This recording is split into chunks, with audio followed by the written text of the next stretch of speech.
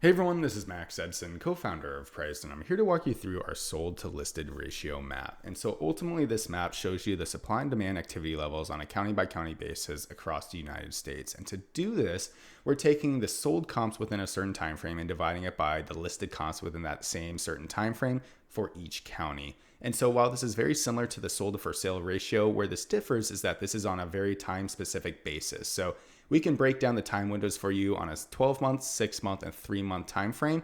And so not only can you see which markets are hotter than others, but you can see if it's trending upwards or downwards accordingly.